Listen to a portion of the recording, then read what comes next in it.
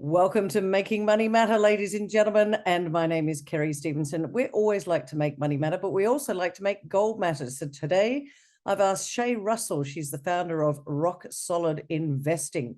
Some of you may remember her from a keynote speech that she gave at the Gold Conference all those years ago, back in 2019, before the came along and disrupted our lives for a little while.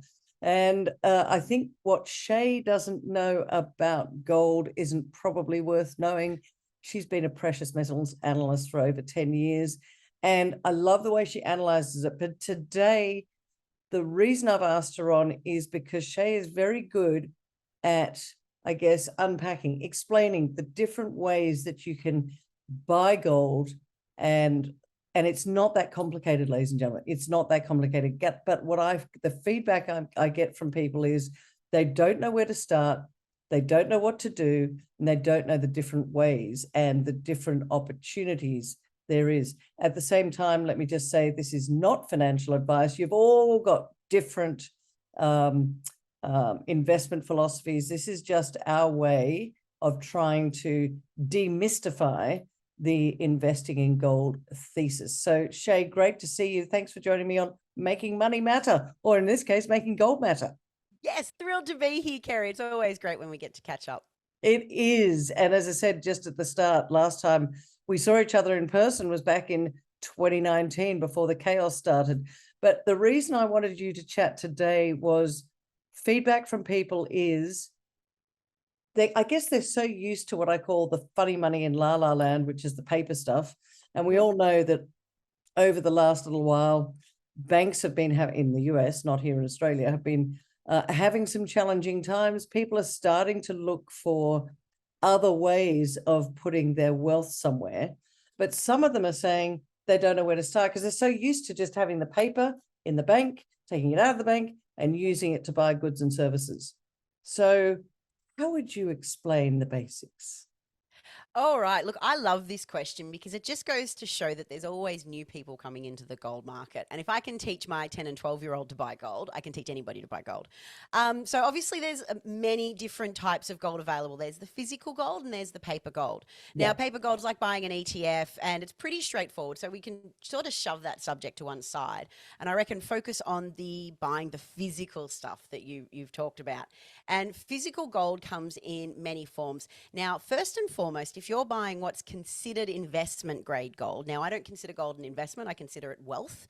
Yeah. But if you're buying investment grade gold, the very first thing you need to make sure is that it's called 49s pure. So that's 99.99% pure. Now, this is as recognized by the LBMA, the London Bullion Market Association. So it's essentially the industry standard of what investment grade gold grade is. You can buy lesser quality gold, like lesser purity gold, but if you want it to be considered investment quality gold, you need to look for the 49s. Now, in Australia, we are spoilt for choice. Almost every bullion dealer I've met offers 49s. So that's the first thing covered. The next thing you want to do is you want to decide how much you want to spend, and do you want to get it as close to the market price, or what we call the spot price, or are you happy to pay a little bit more for your gold to be pretty? Now, this is where it breaks, because there are people who really like pretty gold. Now, I think gold's pretty, and it's a lump of shiny rock that it is. So this is where we need to look at the three most common physical types of gold, and that is what's called cast bars, minted tablets, and coins. Now, they all attract a different, what's known as a premium. So that's the price on top of the spot gold price, so the actual price for gold. And the reason there is for that premium is for the casting intricacy, or the metal work that goes into shaping this lump of gold into something that you buy. So we'll start with cast bars, because as far as I'm concerned, biggest bang for buck is in cast bars, because they really are just molten gold poured into a neat little square with the brand stamp on it. That's it. So you'll find you get these for as close to spot as possible. And the fabrication cost, which is the cost of turning that molten gold into that lump, that little cast bar, is about 30 to 40 bucks. So if you're going to buy physical gold, cast bars are the cheapest way to do it. It's getting you as close to the spot price as possible. Now, minted tablets are increasing in popularity simply because generally they come encased in plastic. And the Right. reason why people like them is there's no fingerprints, there's no rubbing, there's no risk of gold chipping off. Now, gold doesn't chip. It is a soft metal and it does mold under heat, but it doesn't chip off. So it's sort of you don't need to get it in a plastic case, but it does assure people that, it's free from any sort of tampering. And we won't go into it, but obviously tampering's been in the headlines lately. Mhm. Now, minted bars are quite streamlined. They don't often have a lot of details. Now, there are some brands that do some intricate detailing on them. Pamp Swiss is one, for example. They like to have really ornate backs. Sometimes you'll find some refineries or bullion houses like to do some sort of intricate detailing to celebrate like the Lunar New Year or Diwali. So you'll find those ones charge a little bit more. But minted tablets, again, they're a little bit of a step up on the cast bar. And so you're paying for the secure plastic casing that goes around it, but also too, you're paying for a little bit more detail on there. So you'll often find the price of a minted bar is, let's say, $60 to $100 more of the spot price of gold. So you're paying for a little bit more work to turn that lump of molten metal into something that you can keep. We'll get to where to keep it later. Something, free from tampering, basically. Then Yeah. there's coins. Now, I don't buy coins personally, but I know coins are very popular in the US. Coins, they come with intricate detailing, basically, like you notice with our currency that we use day to day. It's quite intricate. It's pretty to look at. Well, that's the same with bullion coins. They've often got a commemorative sort of display. They've generally got an effigy on the back, or they don't need to have an effigy, but often they do have a head of state on the back, or they have the maker's stamp on the back. And then you've got some sort of pretty picture on there. Generally, again, this is commemorating some time in history. Now, these go for quite often you'll see them going for $100 above the spot price. And the more intricate the detailing on this, the more you are paying for this coin. Now, there's some coins that like to get really fancy and they have different color inlays popped on them. They might have jewel stones or gemstones added to them. They're great as long as you don't fool yourself thinking they're going to be worth more down the line, because often they're still mass produced. There's still 10,000 or 15,000 of those mass produced. So what you're paying for is a collector's item that might not necessarily have more value down the line. So as I said, I don't like to invest in coins, but I do know a lot of people who do buy coins. They buy them to give as gifts. So that's Right. when coins are a good idea if you're giving them for the birth of a child, or if you're giving them for a wedding anniversary, or even just to celebrate again for cultural reasons. Coins can be quite popular then. Yeah, and I'm going to just say one thing that I've done, and we'll go into this in a minute. I use the Rush Gold app to give all my godchildren and my child and others gold. That's how I do it. So I don't do a coin. I don't do a physical coin anymore. It's almost like a gold gift card. I think that's an awesome idea. That's a great idea. Give them gold, let them slowly accumulate it that way. I'm going to risk it totally hijacking this. Now, we're about to get into sizes in a second, but I make my kids, every time their savings account, their cash from their pocket money reaches $100, I make them buy a 1 gram minted bar, Oh, gold bar. wow. Yeah, they hate me. They don't like it. They don't understand why they just can't keep cash at the bank. And I'm like, because this is an alternative way to save your money over time. And how old are your children? Just as an interest, because maybe they're young that they just go, I just They're want. now 10 and 12. They're young. They're young, they're little. And look, at about twice a year, they save up their $100 and we toddle on down to a bullion dealer and they pick it and they grumble and groan. But they do really like having a shiny thing. And every now and then it's come up at school that mum makes them buy gold because she's silly. But it is an interesting talking point. But it That's leans interesting. to. Yeah, that's interesting that they go to school and isn't mum silly. Mm, People don't, the majority of people, the majority wouldn't have a clue about why you would do it. So my question to you is, why do you do that? So look, I learned about gold many, many years ago, sitting around with my old man back when he smoked inside and we were drinking cheap coffee over the kitchen bench when I was a teenager. And he explained to me how the monetary system used to work, that it was backed by gold. And I was fascinated by it. So I sort of grew up around the knowledge that gold was money. Now, there are a lot of families where, for cultural reasons, gold is money. Like, it's not something they need to be taught. It's ingrained in them growing up. So I was exposed to it quite early in my teen years, and it was simply, well, gold is in, in my family, treated the same as cash. It was looked at as an alternative to cash. There was no conspiracy theories about it. It was, well, no, no, no, it was always seen this way, and this is something that we like to do. It was only in the last really 10 years that I moved into this space that I discovered not everybody knew that.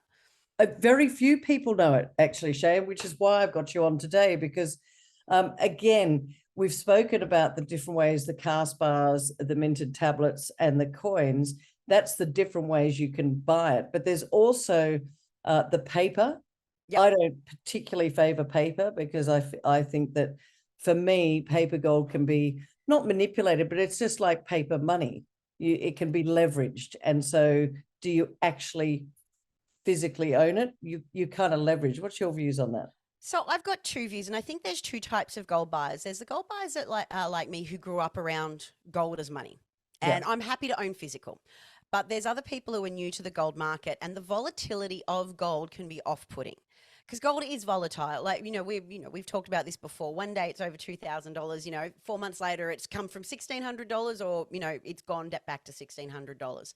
So if you're somebody who is off put by the volatility, I think a great way to start dipping your toes in the water with gold is actually with paper gold ETFs, because it gives you exposure to the volatility, and it starts to teach you to become comfortable with it.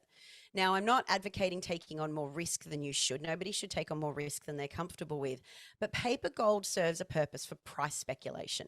If that's all you want gold for, and you are speculating on the price of it, owning the physical Mm. isn't worth it to you, because the other thing with the physicals we've just talked about is there is the premium on top of the spot price, but you've got to store it. This is one of the downsides to gold: is do not dig a hole and put it in your backyard. Because you lose it. It's gone. Trust me, I've heard too many sob stories on it. Do not buy a safe from Bunnings and put it in that safe, because I've cracked my own Bunnings safe before with a video from YouTube. I absolutely recommend you storing it with a trusted vaulting company. Now, Yeah. that's not a lot of money. It costs about $300 a year in Aussie dollar terms. But these could be deterrents for somebody who wants to own physical gold. It's like there's extra steps involved. Now, for me, it's basically part of my wealth building strategy, and it has been for a very long time. So I'm happy to take these extra steps because it suits my investing profile. Whereas if you're new to gold, that might just seem all too hard.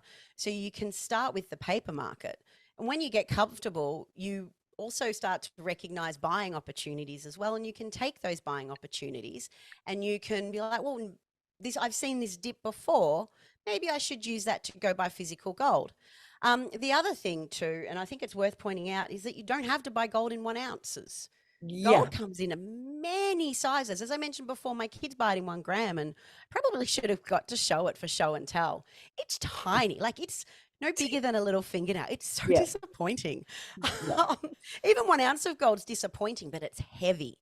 So you can buy, like, cast bars generally only come in half an ounce and 1 ounce, 2 ounces, 5 ounces, 10 ounces. They go up in quite big sizes. But this is why minted tablets are fantastic, because you can buy them in 1 gram, 5 gram, 10 gram, 20 gram, and 1 ounce, which is 32 grams, or give or take. So that's why I think, if you're going to buy gold, look at the size, the amount of physical gold you want to accumulate. Because again, you can start small. There's no You need to can rush start in. small, and you said something a moment ago, which really I think we should cover as well, which is trust. Trust, yes. Do not go and buy your gold unless you absolutely are 100% certain you know that it is legit, because I know that there are people out there that might buy it online from some, John Smith down the road. You must buy it from a reputable dealer. Shae, what's your views? Do not buy gold on eBay. I don't care what your mate says. Do not do it. You can sell on eBay if you know it's your gold, but I have seen too many people and heard too many horror stories about people being duped. For the interest, I'm not going to name this particular company, but I do know for a fact that there are replica minted tablets that you can buy on Wish that represent a refinery around the world. I've seen them in person. They're very good replicas. Now, the weight's off because I know what an ounce of gold feels like, but you can buy that for $7 and you could. I've seen videos of it and I've seen it in person. It looks like an excellent bar of gold, but it's not. So this is why I say you only buy gold from a reputable bullion dealer. Google them. Make sure they've got Google reviews as well. It's not just some business that was set up overnight. Because they've got the proper machinery that can assess when the gold comes into their store, whether it's it's purity content. So only ever buy gold from a reputable bullion dealer, because these people are the ones who will see a fake bar, run it through their machine and be like, nah, this isn't real. And you don't want to go pay $3,000 for that bar to find out that you've been duped. That is a bunch of lead. And by the way, there are a list of what we consider reputable bullion dealers on the goldevents.com.au website. So you can go in there, how to buy gold. There's a list of bullion dealers on there. So check that out. We're constantly updating it. But just to make sure there's not 100% of everybody out there, but they're the ones that we know, we've verified, and we're comfortable having on the Gold Events website. So you can go there. There's links to their website. But please, as Shae said, don't go and buy off social media or an eBay or a Gumtree or anything like that, because too many people have gotten duped that way. So just be cautious. I guess it's like counterfeit notes. Make sure you know where you're getting them from. So that's the trust thing covered. I'd like to also say, look, there's digital gold opportunities. And again, be cautious. Now, we know that Rush Gold is reputable. It's you can, again, it's on, I think it's called Digital Gold on the Gold Events website. You can go and have a look at that. There's a little video on there as to who they are, what they do, but they're insured by Lloyd's of London. All the gold is stored in vaults, which are managed by Brinks. And so this is a company that has got all the checks and balances. You have 100% title to your gold. And what I love about it, Shae, is that you can, for example, you say, look, I've only got $20 a week spare. Well, you can literally just do it every week, just transfer $20 into your Rush Gold account and build it up over time. And as Shae said, you don't necessarily have to go all in. Don't get overexcited. But if you're going in gradually over a period of time, then you're slowly building up your wealth opportunity, I guess. Because as we said at the start, Shae, gold is wealth. It is. And I actually really like that idea from Rush Gold, that you can slowly put money into it, because as I mentioned earlier, the gold price is volatile. So some days you're going to get more gold for your money if you just keep up that continuous saving habit. Yeah, and it's a continuous saving habit. But if we look at, I often say to people, don't look at the gold price every single day, because it will drive you insane. But if you sit back and look at the bigger picture, for example, if you look at the gold price over 20 years, 10 years, 5 years, you'll see that gold is doing what it should do, which is protecting your purchasing power, especially during inflationary times. And also when central banks are out of control and governments are printing money hand over fist. Because when you have too much of the funny money, the printed paper money in the system, it lowers your purchasing power. It just makes sense. Whereas gold, you can't print gold. You have to work at it. You have to pull it out of the ground. You have to refine it. You have to make it into, as Shae said at the beginning, 4/9 gold, which is that LBMA quality. That's the investment grade gold. Shae, what else should people be looking out for? And why do you think people are reticent to get it? Why do you think that they think it's so difficult? Because it ain't that hard, is it? No, it's not that hard. It's really not. And I think it's actually a cultural issue. Because, as you know, I pointed to this before. You look at, there are certain celebrations where gold is the center. It's the center of gift giving to celebrate that particular time of year. I have a gorgeous friend who got married 20 years ago, and she was adorned in her mother's almost pure gold jewelry. So you look at somebody like me who grew up around it, it's second nature. But for a lot of people, there's been a disconnect over several generations that gold is money. And if you look at the silent generation, so anything, what's that? That's World War One. You look at the silent generation, they had an intrinsic understanding that gold was money, but there's been successive disassociations of gold as money over the coming generations because alternative forms of money began to exist. So we're essentially, it's a little bit like learning a new language. Right. It's hard, it's intimidating, you don't know what to start, where to start. And also too, there's, a lot of people in the industry who love to use jargon because it makes them feel so Yeah. smart and so clever, and they use big words about bond yields and negative real interest rates, and that doesn't mean much to a lot of people. So when you hear that, it's alienating. Yeah. But the point is, it's actually a really simple transaction. You don't even have to go to a bullion dealer anymore. You can order it online and get it shipped to you. So you don't have to leave your house, because for a lot of people it's a deterrent, because you can't buy gold in everywhere. It's limited to a select, several bullion dealers in each city. Once you start that process of becoming familiar with gold, it actually becomes really easy to buy. As you said, you've got Rush Gold. You don't even need to leave your house. I guarantee you can do all that from an app on your phone, can't you? Yeah. So It's yeah. literally, do you know what's great about it as well? And I won't bring up my account, but I'll Oh, just you don't. show I'll just show people. I mean, that's the app. Yeah. But even so, there it is there. Nothing beats gold. Gotta love that. Oh, little It's animation. little animation. We gotta love it. And all you do is you log in or you create an account.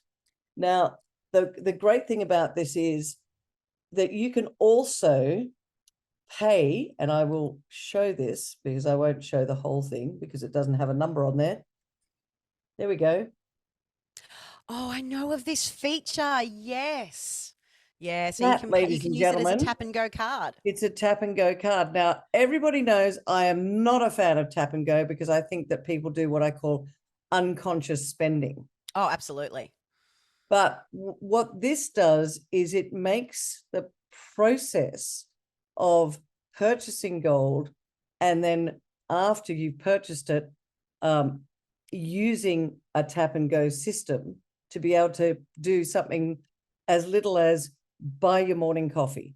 Yep. But instead of using the paper money, which is being devalued, you're actually using the Rush Gold MasterCard. It's brilliant. Absolutely brilliant. So to Jody Stanton and Mark Pay, who are the founders, geniuses, they understood, and it's not on, this is very important to understand as well, it's not on the blockchain. It's not Okay. crypto. This is actual physical gold that you have 100% title to. So again, not a big plug for them, but I think it's important because that, to me, that takes the mystique away. Yep. That makes it very, very easy for people to go, I can move some of my paper money into physical gold, have 100% title to it. All right, Shae, let's bring it all back down to three simple ideas, I guess, or three simple things that you would say to people that are sitting here listening to this and saying, I still don't know where to get started. Give them three things that they should do just to get started. Ooh, okay. All right. First of all, decide what you want to do with gold. Do you want to hold it in your hot little hand, or are you really just speculating on the price? Because that leads you two different ways. If you're speculating on the price, don't bother buying the physical, because you pay premiums on top of that, and the price has got to rise that amount for you to make your money back. If you want to hold it in your hot little hands because you view it like I do, and this is a multi-year investment, then I recommend starting with the physical. So that's my first tip. Work out who you are. The second tip of this is, don't go all in. You don't need to bet the farm on this. Start small because you can build up. Now, too often, I've had this is from a genuine conversation I had with a friend 2 years ago. He's like, I want to buy a kilo of gold. I'm like, that's great. I think you should break it up into 3 10-ounce bars and then top it up the rest with small ounce bars. He's like, no, I want a kilo. And I'm like, that's great. Yeah, a kilo of gold's amazing. Yes, you'll get better bang for buck from a cost Yeah. point of view, But what if you make some profits on this and you would like to cash that in to use to maybe renovate your house or buy a new car or put it towards a holiday? If you've got a 1 kilo gold bar and you want to sell it back to a bullion dealer, you've got to sell that whole bar. Then what are you going to do? Are you just going to keep that cash or are you going to reinvest it in gold? If you break it down into small purchases, then you can cash your bullion in along the way. And that's what I do. I'm a big fan for buying 1 ounce and 2 ounce cast bars. They're my favorite Okay. because that way it's a slow accumulation, but also too, if there is a speculative price movement or the price has rallied, and obviously I'm a long-term gold analyst, so I look for certain peaks, and this isn't for everybody. But then it's like, oh, do I want to cash one of my bars out and use that to go fund my holiday? And I'm off to Bali in a couple of weeks. So decide what you want to do and don't put it all in one big hunk of gold. That is tempting, because another thing I have found over the years is people often buy gold and set and forget. They're like, buy their 10 grand worth of gold or their 15 grand worth of gold, and they're like, that's it, I'm done. What you want to do is, and this is going back to the slowly accumulate your gold position, is it's great to buy one and done at the time, but your investment profile changes over time. Your saving changes over time. Your investment strategies change over time. So you want to look at more of gold as a stealth, accumulation by stealth. And this is why I say treat it as savings, because then you're constantly building it so it's there for when you need it, which is what your savings is there for, rather than the one and done. Because once you buy that one and done, like, yeah, great, you've bought 10 grand worth of gold. Let's say at the time that was 10% of your net wealth. 10 years later, that might be ideally 1% of your net wealth. You haven't increased your gold position to match your increasing net wealth. So Yeah, this is good point. why buy small and buy in more frequent lots than once and set and forget. They're probably my 3 biggest tips. And I think that's really good. Treat it as savings. That's Yeah, what I do. treat it as savings. Look, the premiums are what they are, but again, if you're buying small, it's negligible over the years. And I know that with Rush Gold, it's slightly less than buying, and the premium is slightly less than an ETF. That one is one thing I do know. Shae, Perfect. this has been a fantastic. This is what I wanted to do. I just wanted to have that sort of the ABC, the 1, 2, 3, whatever you Yep. want to call it, the basic guide to how to get started in changing your wealth over to making sure that you have got some exposure to gold, because at the end of the day, gold is money. I would say that, wouldn't I? And the Australian Gold Conference is on in Sydney at the Crown Barangaroo on the 29th and 30th of August. So if you haven't already, head over to goldevents.com.au and make sure that you buy your early bird tickets right now, because I know Shae's going to be up there and she will be dying to have a chat with you all about what you're doing and whether or not you've seen this. And do us all a favor, pop your comments in the comments below, give us some feedback, hit the like, hit the subscribe, and make sure you share this, because at the end of the day, both Shae and I, we love gold as part of a wealth strategy. But as she also said, don't sell your house and your children and go all in. Slow and steady always wins the race. Thanks for watching us on Making Money Matter, and thanks to you, Shae, for your wonderful insights. Thanks, Kerry.